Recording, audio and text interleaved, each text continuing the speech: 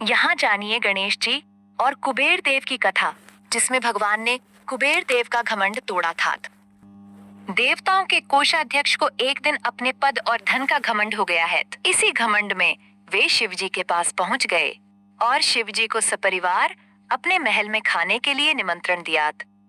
शिव जी ने कहा कि आप हमें खाना खिलाएंगे, इससे अच्छा तो ये है कि आप जरूरतमंद लोगों को खाना खिलाएं। कुबेर ने कहा कि भगवान, मेरे पास बहुत धन है और मैं जरूरतमंद लोगों को तो खाना खिलाता रहता हूँ, लेकिन आज मेरी इच्छा है कि मैं आपके परिवार को भी खाना खिलाऊं। शिव जी समझ गए कि कुबेर को अपने धन और पद का घमंड हो गया है। उन्होंने कहा कि मैं तो कहीं आता जाता नहीं हूँ, आप एक काम करें, गणेश को अपने साथ ले जाएं, उन्हें भोजन करा दीजिए, लेकिन ध्यान रखें, गणेश की भूख आसानी से शांत नहीं होती है।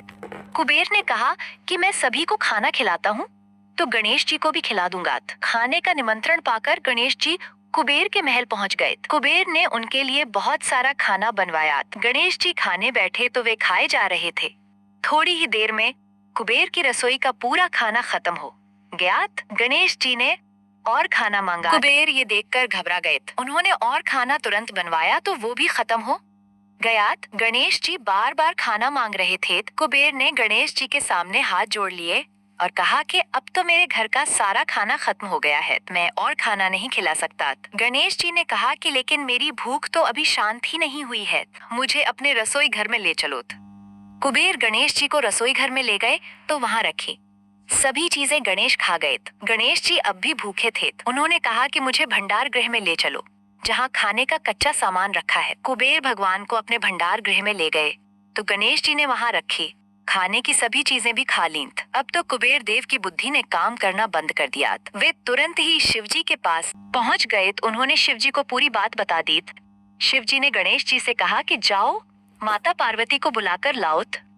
माँ पार्वती को देखकर गणेश ने कहा कि माँ, कुबेर देव के खाने से मेरी भूख शांत नहीं हुई है, मुझे खाने के लिए कुछ दीजिए।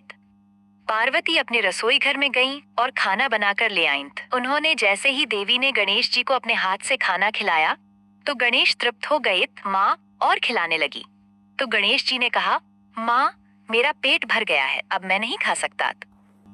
ये सब देखकर कुबेर देव का घमंड टूट गया और उन्हें अपनी गलती समझ आ गई। कुबेर ने सभी से क्षमा मांगी। इस तरह भगवान गणेश ने कुबेर देव का पद और धन का घमंड तोड़ दिया। भगवान हमें यही संदेश दिया है कि जो लोग अपने पद और धन का घमंड करते हैं, उन्हें बाद में पछताना पड़ता है। इस बुराई को जल्दी से जल्दी छोड़ देना चाहिए।